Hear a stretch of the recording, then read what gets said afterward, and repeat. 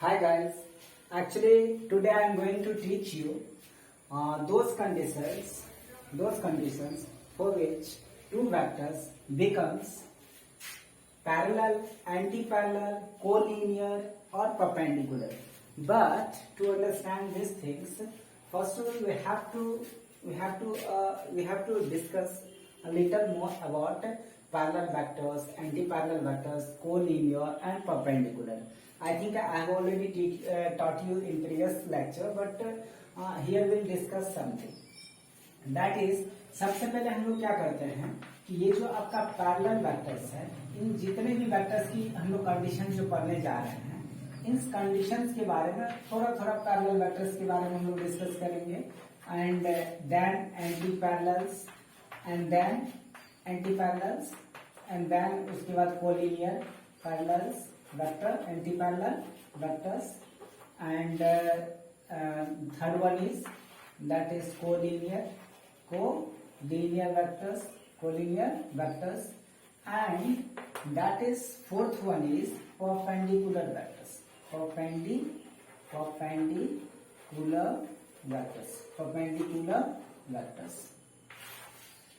ऐसे कंसीडर करते हैं हम लोग let two vectors that is let two vectors vector A is equal to A X I cap plus A Y J cap plus A Z K cap. कोई भी vector इसी form में हो सकता है and another vector that is B. A की जगह इसको कंसीडर कर लो आप B X I cap plus B Y J cap plus B Z K cap.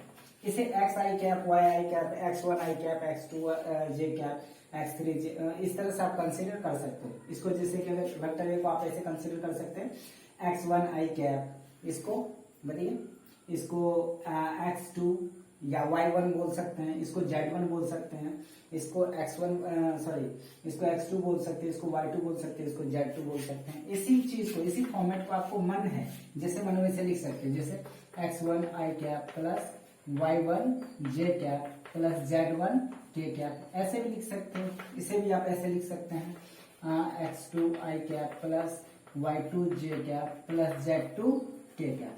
इस तरह से भी आप क्या कर सकते हैं वेक्टर बिलोंग कर सकते हैं. Just like it with two vectors here that is vector and vector B. अब हम जानना है कि ये जो वेक्टर्स हैं टू वेक्टर्स वो पैरेलल कब होते हैं, एंटी पैरेलल कब होते हैं और कोलिनियर कब होते हैं और परपेंडिकुलर कब होते हैं. तो पैरेलल वेक्टर्स होने के लिए जो कंडीशंस होते हैं, कोई भी टू वेक्टर्स कंसीडर कर लो that is vector A. Consider कर लो कि वेक्टर ए है और another vector that is vector B. अगर इन दोनों का वेक्टर का डायरेक्शन सेम हो जाता है, दोनों का डायरेक्शन क्या आ जाएगा सेम, तो इन दोनों वेक्टर्स वेक्टर और वेक्टर बी को हम लोग पैरेलल बोल सकते हैं. That means vector A parallel to vector B. But अगर एंटी पैरेलल क्या है, इनके पैरेलल में एक खास बात होती है कि इनकी मैग्नीट्यूड इक्वल हो भी सकते हैं और अनइक्वल, कुछ भी हो.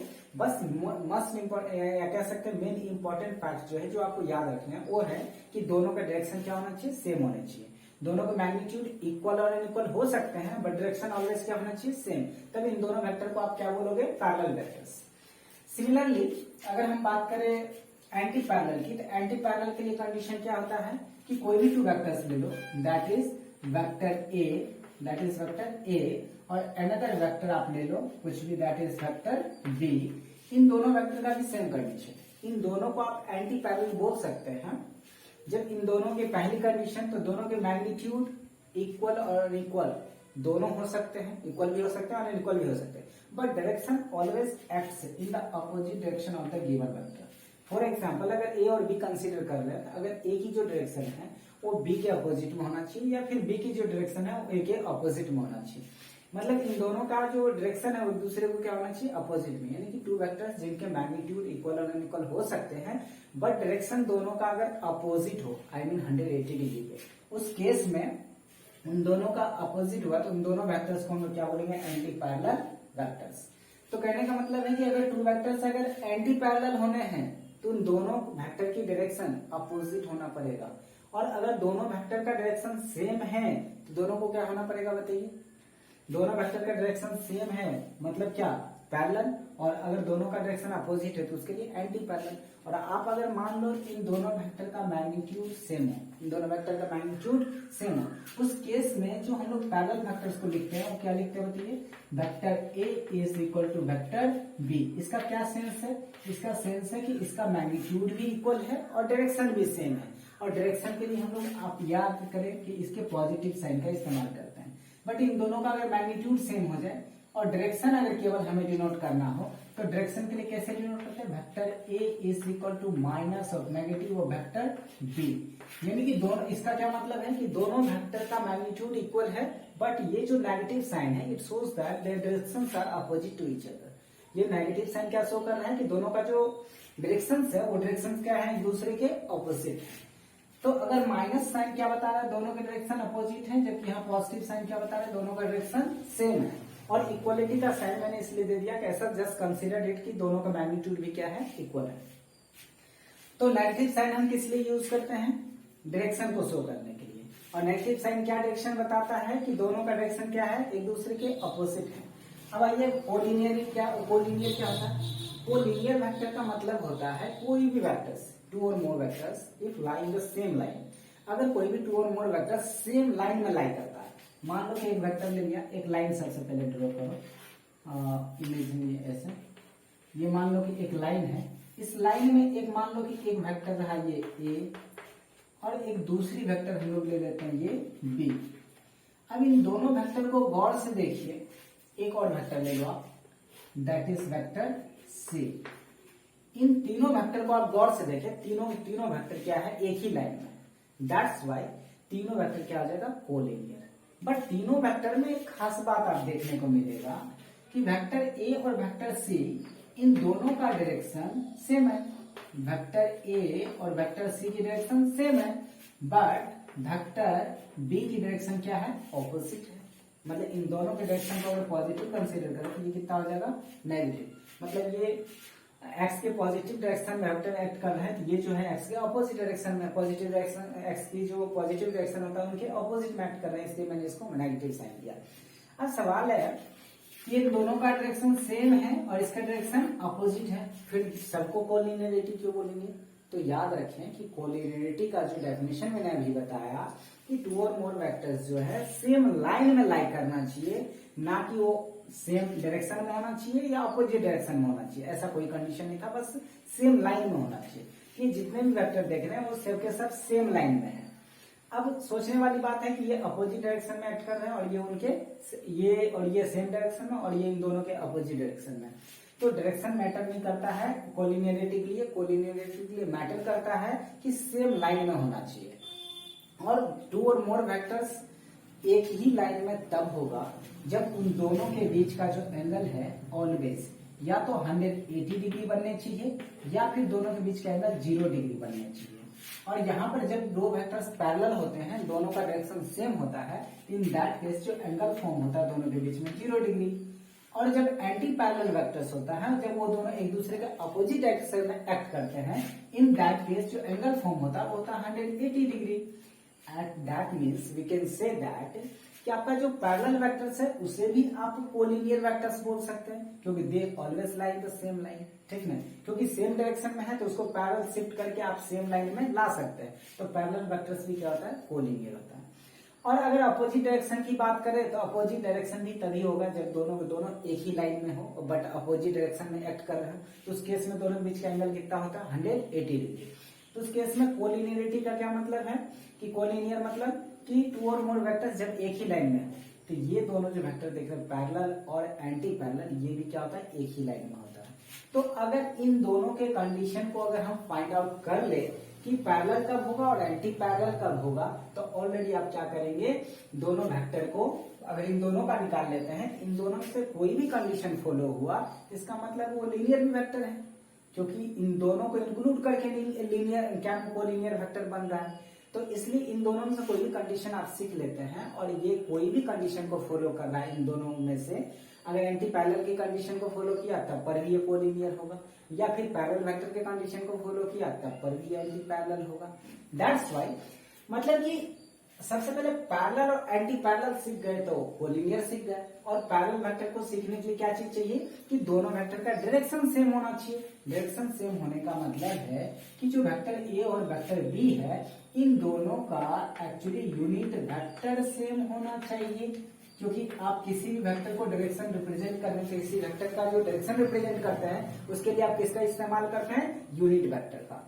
उसके बाद दो वेक्टर अपोजिट डायरेक्शन में एक्ट करने चाहिए यानी कि एंटी पैरेलल होने चाहिए। इसके लिए क्या कंडीशन है कि दोनों का डायरेक्शन अपोजिट होना चाहिए। और इसका क्या मतलब है, इसका मतलब है कि इस वेक्टर ए का जो यूनिट वेक्टर है वेक्टर बी के जो है यूनिट वेक्टर के अपोजिट डायरेक्शन में, और उसके लिए साइन क्या यूज करते हैं हम लोग, माइनस साइन यूज करते हैं। यानी कि दोनों के यूनिट वेक्टर जो है इक्वल होने चाहिए, बट इसमें क्या साइन लगा देंगे, नेगेटिव। ये क्या शो कर रहा है कि इसका जो ए का जो डायरेक्शन है या बी का जो डायरेक्शन है वो ए के अपोजिट डायरेक्शन में एक्ट कर रहा है। और इसका क्या मतलब है कि ए का जो डायरेक्शन है बी के डायरेक्शन सेम है, तो इसलिए दो इसका यूनिट वेक्टर सेम होना चाहिए और इसका वेक्टर यूनिट वेक्टर क्या होना चाहिए, negative of unit vector B के इक्वल होना चाहिए।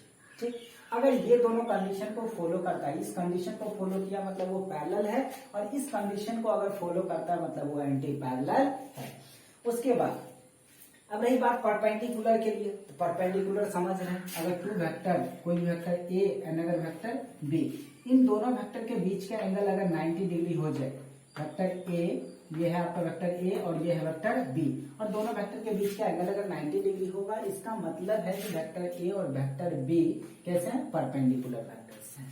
और अगर दो वेक्टर के बीच का एंगल अगर परपेंडिकुलर हो जाए, यानी दो वेक्टर के बीच का एंगल 90 डिग्री हो जाए, उस केस में जो वेक्टर ए होता है और वेक्टर बी, इन दोनों का जो डॉट प्रोडक्ट होगा वो होगा ए बी कॉस थीटा। क्या होता है, ए बी कॉस थीटा। और ए बी, हालांकि डॉट प्रोडक्ट में आगे पढ़ाऊंगा, अभी फिलहाल आप फिलहाल ऐसे याद कर लो। तो ए का मैग्नीट्यूड लेते हैं, बी का मैग्नीट्यूड लेते हैं, साथ में कोसाइन, और इन दोनों का जो भी एंगल होता है उन दोनों के एंगल भी, इन दोनों के बीच का एंगल ले लेते हैं, दैट इज थीटा, कंसिडर लो। तो ए बी और कॉस दोनों के बीच का एंगल कितना, 90, तो कॉस 90 कितना हो जाता है, मतलब 0, और ये 0 क्या करेगा, पूरा टर्म को 0 बना देगा। यानी क्या करो आप, दो वेक्टर परपेंडिकुलर होगा या नहीं होगा इस चीज को डिसाइड करने के लिए वेक्टर ए और वेक्टर बी का क्या करो, डॉट प्रोडक्ट निकालो, और अगर उन दोनों का डॉट प्रोडक्ट 0 आ गया, इसका मतलब है कि दोनों को दोनों वेक्टर क्या है, परपेंडिकुलर टू ईच अदर। या अनदर वर्ड में कहिए कि इसी वेक्टर का अगर आप vector A dot vector B is equal to कितना होता है, ए बी कॉस थीटा, तो इस कॉस थीटा के हेल्प से cos theta is equal to क्या करो, vector A dot vector B. अब ये क्या करो, ए बी को इससे ट्रांसपोज करो, मल्टीप्लाई डिवाइड, तो होल डिवाइडेड बाय कितना हो जाएगा, ए बी। इससे आप थीटा भी निकाल सकते हैं। एंगल अगर 90 आ गया तब पर ही दो वेक्टर्स परपेंडिकुलर है। तो परपेंडिकुलर का तो यही कंडीशन है। आइए हम लोग सीखते हैं कि पैरेलल वेक्टर्स और एंटी पैरेलल के लिए क्या कंडीशन है। तो अभी मैंने सिखाया कि टू वेक्टर्स पैरेलल होंगे, उसके लिए कंडीशन क्या है कि दोनों के डायरेक्शन क्या होना चाहिए, सेम होना चाहिए। और दो वेक्टर्स जो है एंटी पैरेलल होंगे, उसके लिए कंडीशन क्या था कि दोनों का डायरेक्शन अपोजिट होना चाहिए। और दो वेक्टर सेम होने चाहिए या अपोजिट होने चाहिए, उन दोनों का डायरेक्शन सेम। अपोजिट का क्या मतलब है, सेम का मतलब है दोनों का यूनिट वेक्टर सेम होना चाहिए, और अपोजिट का मतलब है कि दोनों का जो यूनिट वेक्टर है वो उनके नेगेटिव यूनिट वेक्टर के इक्वल होना चाहिए। ठीक, अब देखिए कंडीशन पैरेलल के लिए हम सीखते हैं। कंडीशन फोर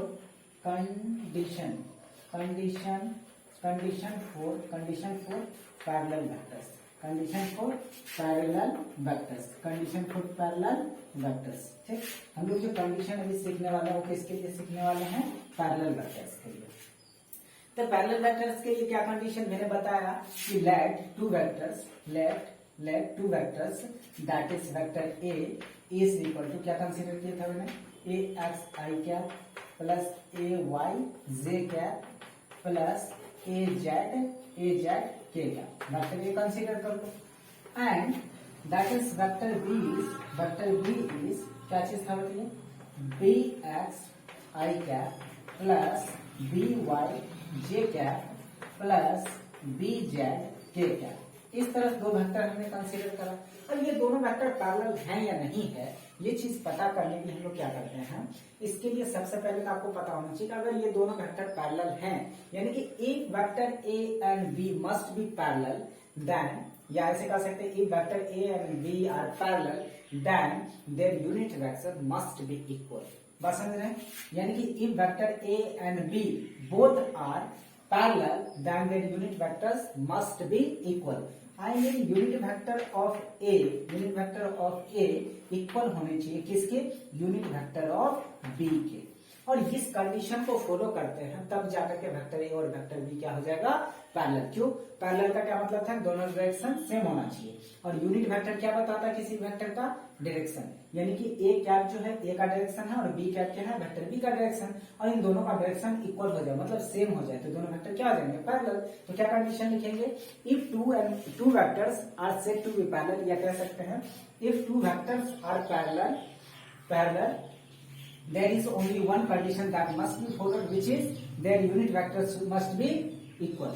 तो इन दोनों में यूनिट वेक्टर को हमने इक्वल कर दिया। और आपको ऑलरेडी मैं सिखा चुका हूं कि कोई भी वेक्टर जैसे ए है, इसका अगर यूनिट वेक्टर चाहिए, या ऐसे ले लो कोई भी वेक्टर मान लो कि एफ है, इस एफ वेक्टर को आप ऑलवेज कैसे लिखोगे, वेक्टर एफ का मैग्नीट्यूड और साथ में इस वेक्टर एफ का यूनिट वेक्टर, ऐसे ही रिप्रेजेंट करने के लिए मैं सिखा चुका हूं। अगर आपका यूनिट वेक्टर चाहिए तो क्या करेंगे, इस वेक्टर मोड को, ये जो मॉडल्स वेक्टर एफ है, इसको इधर ट्रांसपोज कर दो, मल्टीप्लाई करा के divide, that is vector F by कितना हो जाएगा बताइए, that is vector F by magnitude of vector F. तो कोई भी यूनिट वेक्टर को always every unit vector can be written in this term, या कह सकते हैं इस फॉर्म में लिखा जा सकता है।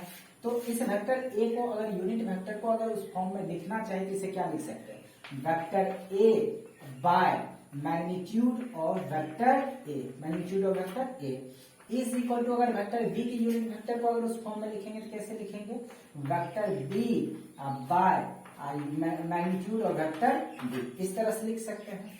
तो एक तो ये तरीका हुआ। इसी चीज को अगर ए को मैं इस साइड ट्रांसपोज कर दूं, इसे क्या लिखोगे बताइए, vector A is equal to A times of, ये इधर डिवाइड में उस साइड जाके क्या हो जाएगा, multiply magnitude of vector A times of कितना हो जाएगा बताइए, vector B by mod of vector B.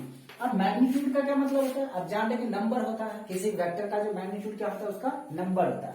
तो इस vector A is equal to कितना हो जाएगा, इसको आप लिख सकते हैं mod of vector A by mod of vector B into क्या लिख सकते हैं, वेक्टर बी। अब आप इसी चीज को और अगर फर्दर आप इसे लिखे तो इसे क्या लिख सकते हैं, वेक्टर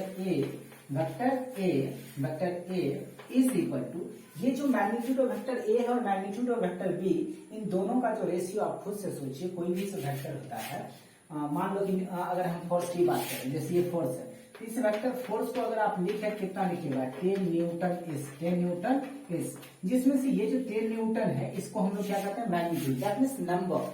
तो ये भी एक नंबर, ये भी नंबर, और दोनों का रेशियो भी क्या होगा, एक number, that means this term, यानी कि इस टर्म की अगर बात करें तो ये एक्चुअली ये जो फैक्टर है वेक्टर बी का, एक्चुअली ये कांस्टेंट है, क्या है, कांस्टेंट। और इस कांस्टेंट को हम लोग कुछ भी कंसीडर कर लो, अल्फा बीटा गामा लैम्डा जो मन करे आप इसके कांस्टेंट को कंसीडर कर लो।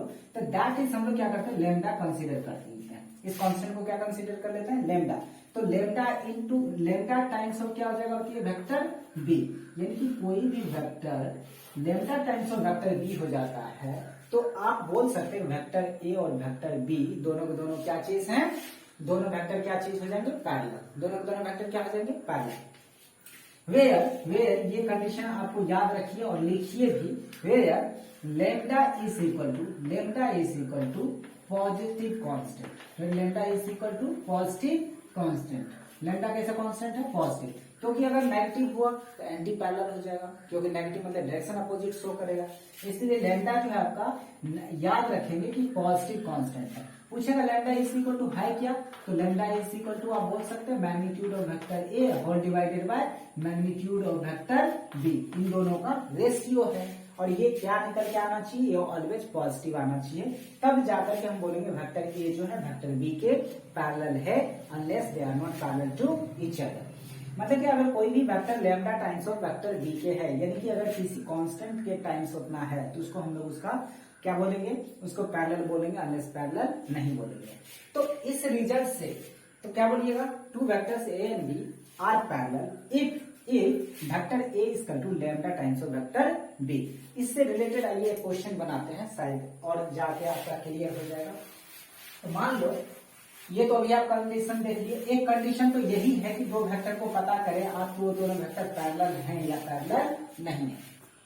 मान लो कि तो आपके पास एक क्वेश्चन कि एक वेक्टर हमने ले लिया, कुछ भी ले लो, जैसे कि 2i cap minus 5j cap plus 7k cap, ऐसा कुछ भी ले लिया हमने। कितना अपने पास ये दो वेक्टर, एक वेक्टर से अनदर वेक्टर हम लोग b ले लेते हैं, दैट इज कुछ भी ले लो, that is 14i cap minus 35j cap plus 49k cap. इस तरह से दो वेक्टर ले लिया हमने। आपको बताना है कि check whether the vectors a and b are parallel और नॉट। आपको बताना है कि आप इसे चेक करो वेक्टर a और b जो है पैरेलल है या नहीं है। ये कहेगा find the vectors, find whether the vectors a and b are parallel और नॉट। तो कैसे फाइंड करोगे इसे, तो कंडीशन क्या कहता है कि अगर वेक्टर a जो है अगर b टाइम्स लैम्डा टाइम्स अगर वेक्टर b के है तो पैरेलल है तो नहीं है। इस चीज को अगर गौर से करें, इस अगर हमको इस फॉर्मूला को अगर चेक करें तो कैसे करेंगे कि देखिए वेक्टर b को हम क्या लिख सकते हैं, वेक्टर b आपके पास ऑलरेडी गिवन है ये, तो इनमें से कुछ कॉमन आ रहा है। गौर से देखिए क्या कॉमन आ रहा है, 7 कॉमन आ रहा है। तो 7 अगर कॉमन लिया जाए तो 7 कॉमन ले लीजिएगा तो यहाँ कितना आएगा बताइए, यहाँ 7 2 जा 14, 2i क्या माइनस 7 5 जा 35, 5j क्या प्लस 7 7 का 49, 7k कैप, ठीक ना। तो यानी कि b जो है 7 टाइम्स हो जाएगा 2i cap minus 5j cap plus 7k cap. अब b का तो b ही आप रहने दे दो और 7 का 7 ही रहने दो, और ये जो वेक्टर है इसको गौर से आप देखो, देखिए वेक्टर a के इक्वल है। दैट्स व्हाई इसके लिए आप क्या यहाँ पुट कर सकते हैं, वेक्टर a। अब कहिएगा आप तो सर इसमें तो a जो है लैम्डा टाइम्स था वेक्टर के b के, इसमें तो b आ गया 7 लैम्डा टाइम्स वेक्टर a के, लैम्डा कांस्टेंट तो 7 एक पॉजिटिव कांस्टेंट है, तो फिर ये कैसे हो गया सर। तो इसके लिए काम करें, आप क्या कर सकते हैं, आपको उस वही चीज अगर चाहिए तो 7 को इधर ट्रांसपोज कर दो, 7 को इधर ट्रांसपोज करेंगे मल्टीप्लाई इधर डिवाइड, तो आपको इधर कितना आएगा, इधर बचेगा वेक्टर a। तो vector a is equal to कितना हो जाएगा बताइए, 1/7 टाइम्स 1/7 टाइम्स और वेक्टर b। अब इसको आप इनसे मैच करो इस रिजल्ट से, तो आप देखेंगे क्या कि वेक्टर a जो है lambda times of vector b, where lambda is equal to what, here lambda is equal to 1/7 और 1/7 कैसा कांस्टेंट है, that is positive constant. That's why we can say that vector a and vector b are parallel to each other. तो इस result से भी आप पता कर सकते हैं कि ये दोनों वेक्टर पैरेलल हैं या नहीं। बट ऑलवेज क्या करेंगे, ऐसा आप नहीं कर सकते हैं क्योंकि वेरिएबल के भी टर्म में रहेगा कभी कभी क्वेश्चन। हमेशा यहाँ तो सारे कांस्टेंट दे दिया ना, ये भी कांस्टेंट ये भी, तो ऐसा नहीं रहेगा। कभी कभी क्या करेगा, आपको कांस्टेंट के टर्म में दे, सॉरी वेरिएबल के टर्म में दे देगा और कहेगा उसी वेरिएबल का वैल्यू फाइंड कीजिए। मान लो यहाँ पर आपको 5 नहीं दे करके यहाँ पर अल्फा दे देगा, यहाँ पर कुछ भी बीटा दे दिया और कहेगा इस अल्फा और बीटा की वैल्यू क्या हो कि वेक्टर a और b क्या होने चाहिए, पैरेलल। वेक्टर a और b क्या होने चाहिए, पैरेलल। तो इस तरह से आपको उल्टा भी क्वेश्चन कर देगा, कहेगा वेक्टर पैरेलल है and you have to find the value of alpha and beta. That means इस वेरिएबल की वैल्यू क्या करना है, इस वेक्टर से फाइंड आउट करना है। तो उस कंडीशन में आप क्या करेंगे, तो उसके लिए भी आइए कंडीशन हम लोग चेक कर लेते हैं। उस कंडीशन से आप दोनों चीज कर सकते हैं। इस टाइप के अगर वेरिएबल बीच में डाल दें और दोनों वेक्टर पैरेलल हो तो उस केस में आप निकाल सकते हैं, बट इससे आप नहीं निकाल सकते हैं। तो वो भी केस आइए देखते हैं क्या होता है। तो उसके लिए इसको तो रहने ही देते हैं, यहाँ पर चेक कर लेते हैं। तो उस कंडीशन को क्या है कि अभी आपने देखा, रुके मिटा देते हैं, बाद में क्वेश्चन आपको दे देंगे दूसरा।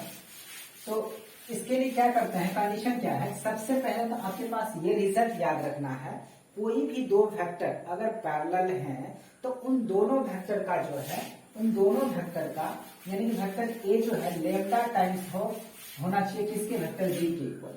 ये वाली रिजल्ट आपके पास कोई भी अगर वेक्टर a और वेक्टर b पैरेलल हैं तो आपके पास जो कंडीशन फॉलो होना चाहिए, condition that is vector a is equal to lambda times of vector b, where ये जो वेक्टर आपका ये जो वेक्टर आपका b है और आपका जो ये लेमडा है, लेमडा क्या होना चाहिए आपके पॉजिटिव।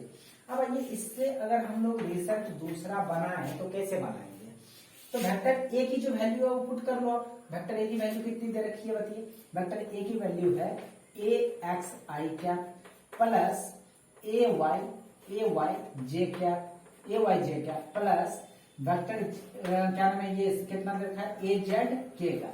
ये पूरी की पूरी जो है वेक्टर ए की वैल्यू होगी। हमने कंसीडर कर लिया वेक्टर ए और वेक्टर बी की वैल्यू, और वो भी वेरिएबल के टर्म में, क्योंकि कांस्टेंट के टर्म में देगा तो हम पहले वेरिएबल के टर्म में इसका रिजल्ट फाइंड कर लेते हैं। तो इसमें क्या करते हैं, वेक्टर ए और वेक्टर बी की वैल्यू को पुट कर देते हैं। वेक्टर ए की वैल्यू ये था, हमने इसको यहाँ पर पुट कर दिया, इज इक्वल टू, उसके बाद वेक्टर बी की जगह क्या चीज चाहिए, लेमडा तो आपका कांस्टेंट था, लेमडा इनटू उसका वेक्टर बी की वैल्यू है वो भी पुट कर लो। वेक्टर बी की वैल्यू कितना होती है, B X I cap plus B Y J cap plus B Z K cap. इस तरह से आपको वेक्टर ए बी और वेक्टर बी की वैल्यू हमने पुट कर दिया। उसके बाद और इसमें कुछ स्टेप्स लिखो आप, ताकि आपको क्लियरली समझ में आए। इसको तो ऐसे लिख दो, ए X I cap plus A Y J cap plus A Z K cap. अब रही बात उस टाइम, तो इस लेमडा से सबको मल्टीप्लाई कर दो, कितना हो जाएगा, lambda times of vector B X I cap plus lambda times of vector B Y J cap plus lambda times of vector B Z K cap. ये magnitude of vector B Z K cap. इस तरह से आपके पास result निकल के आया। अब इसको अगर गौर से आप देखिए तो on comparing on both side, comparing on both side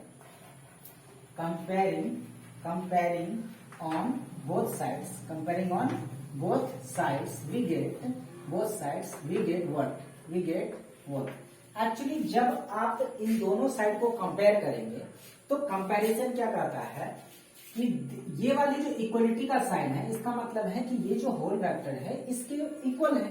but ये दोनों इक्वल तो तब होंगे ना जब आपका ये होल टर्म फर्स्ट टर्म इस फर्स्ट टर्म के इक्वल हो जाना चाहिए, और ये जो सेकेंड टर्म है सेकेंड टर्म के इक्वल हो जाना चाहिए, और थर्ड टर्म है और ये थर्ड टर्म के इक्वल हो जाना चाहिए। कहने का मतलब देखिए, फर्स्ट का जो डायरेक्शन है और इसका जो फर्स्ट है, इन दोनों का डायरेक्शन सेम है। जब डायरेक्शन दोनों का सेम है तो इन दोनों का जो मैग्नीट्यूड है वो भी सेम होने चाहिए, और इन दोनों का मैग्नीट्यूड सेम होगा तभी तो ये वेक्टर इक्वल होगा। सिमिलरली अगर इनका भी जे कैप और इसका भी जे कैप, दोनों का डायरेक्शन सेम है, और डायरेक्शन सेम है तो इन दोनों का अगर मैग्नीट्यूड सेम हो जाए, इसका भी दोनों का के कैप और के कैप, इनका भी मैग्नीट्यूड सेम हो जाए, तो इन सारे के ईच टर्म का अगर मैग्नीट्यूड अलग अलग अगर इक्वल हो जाए तो ये दोनों के दोनों वेक्टर क्या हो जाएगा, सेम हो जाएगा। कहने का मतलब आपके पास मान लो कि वेक्टर है अल्फा आई कैप प्लस 5 जे कैप, और इक्वल टू ये इधर लिखा हुआ है कुछ भी 7 आई कैप प्लस 5 जे कैप। अब आप खुद से देखो, पूछता है आपसे कि अल्फा की वैल्यू क्या होगा, तो इधर जे कैप 5, तो इसका दोनों का डायरेक्शन सेम है, मैग्नीट्यूड भी सेम है, इसका भी आई कैप इसका भी आई कैप, तो अल्फा की वैल्यू अगर हम 6 रख दे 6 आई कैप, तो क्या दोनों वेक्टर इक्वल होगा, नहीं होगा। तो दोनों वेक्टर इक्वल कब होगा, जब इस अल्फा की वैल्यू कितनी हो जानी चाहिए, 7। अल्फा की वैल्यू 7 हो जाएगा तब 7 आई कैप इधर प्लस 5 जे कैप, उधर भी 7 आई कैप प्लस 5 जे कैप, दोनों दोनों इक्वल हो जाएगा। तो यही फैक्ट मैं यहाँ पर बताने की कोशिश कर रहा हूँ कि अगर हम कंपेयर करें दोनों साइड तो दोनों वेक्टर कब इक्वल होगा, तो दोनों वेक्टर तब इक्वल होगा जब इच टर्म का, यानी कि आई वाला जो है इसका जो कोएफिशिएंट ए एक्स ये अगर lambda times of B X के इक्वल हो जाए, और ए वाई जो है lambda times of B Y के इक्वल हो जाए, और ए जेड जो है lambda times of B Z के इक्वल हो जाए, तब जाके ये दोनों वेक्टर क्या हो जाएगा, इक्वल। तो अगर कंपेयर करें तो कंपेयरिंग से हमें क्या निकल के आएगा बताइए, तो lambda times of B X, lambda times of B X equal होना चाहिए किसके, ए एक्स के। सिमिलरली इससे कंपेयर करें इन दोनों को, जे वाला को कितना हो जाएगा, lambda times of B Y equal होना चाहिए कितना, ए वाई के, and lambda times of B Z ये भी इक्वल होना चाहिए किसके, ए जेड के, हाँ ए जेड के, किसके, ए जेड के। अब इससे अगर देखिए सिमिलरली अगर इसको और हम फर्दर सॉल्व करें तो लेमडा इज इक्वल टू कितना हो जाएगा, इस बी एक्स को ट्रांसपोज कर दो to R H S, we get A X by B X, A X by B X. Similarly इस टर्म से अगर लेमडा निकाले तो आप लेमडा इज इक्वल टू कितना हो जाएगा बताइए, तो A Y by B Y. Similarly अगर हम लोग इससे सॉल्व करें तो इससे लेमडा कितना निकल के आएगा, ए जेड बाय बी जेड, ए जेड बाय बी जेड। अब गौर से देखिए, अगर मैं बोलूं इस इक्वेशन फर्स्ट, इस इक्वेशन सेकेंड और इसको इक्वेशन थर्ड, तो इस केस में अगर तीनों इक्वेशन को कंपेयर करें तो ये भी लेमडा की इक्वल है, ये भी लेमडा की इक्वल है, ये भी लेमडा की इक्वल है। That means from the equation first, second and third we get actually these all are equal to each other, they all are equal to each other. यानी कि हम ये कह सकते हैं कि ये जो आपका लेमडा है A X, actually A X by B X, A X by B X equal है किसके, A Y by B Y, A Y by कितना B Y is equal to A Z by कितना B Z is equal to आपका क्या है lambda. और here lambda are the positive constant, here lambda are the positive constant. Lambda क्या चीज है आपके, positive constant. So you have to understand that कि two vectors A and B will be parallel if there must follow the condition ax by bx is equal to ay by by is equal to az by bz and is equal to lambda, where lambda is the positive constant। अगर ये condition follow होता है तब जाकर के वो जो आपका ये वेक्टर ए और वेक्टर बी है, ये दोनों वेक्टर क्या हो जाएंगे, पैरेलल हो जाएंगे। ठीक, तो पैरेलल के लिए एक कंडीशन ए, एक कंडीशन ये आपको याद रखनी है, और दूसरी कंडीशन जो अभी मैंने आपको बताया था वो कंडीशन, दोनों कंडीशन आपको क्या होना चाहिए, याद रहना चाहिए। अब दोनों में से जो भी कंडीशन आपको मन करे वो कंडीशन आप अप्लाई कर सकते हैं। फर्स्ट कंडीशन ये, और सेकेंड इससे पहले जो कंडीशन मैंने बताया था क्या चीज, vector A is equal to lambda times of vector B, where lambda is equal to magnitude of vector A by magnitude of vector B, ये कह सकते हैं। और उसके बाद ये जो आपका लेमडा है, ये लेमडा क्या होना चाहिए आपके, पॉजिटिव कांस्टेंट होने चाहिए, पॉजिटिव कांस्टेंट होने चाहिए। एक तो ये हो गया, तो ये कंडीशन याद रखेंगे। और ये कंडीशन कोई भी टू वेक्टर्स अगर फॉलो कर रहा है, इसका मतलब वो दोनों के दोनों वेक्टर क्या चीज है, पॉजिटिव कांस्टेंट हैं। सॉरी, ये दोनों वेक्टर क्या है, पैरेलल होंगे। ठीक, तो पॉजिटिव निकल गया। तो इस तरह समझ रहे हैं। अब इसको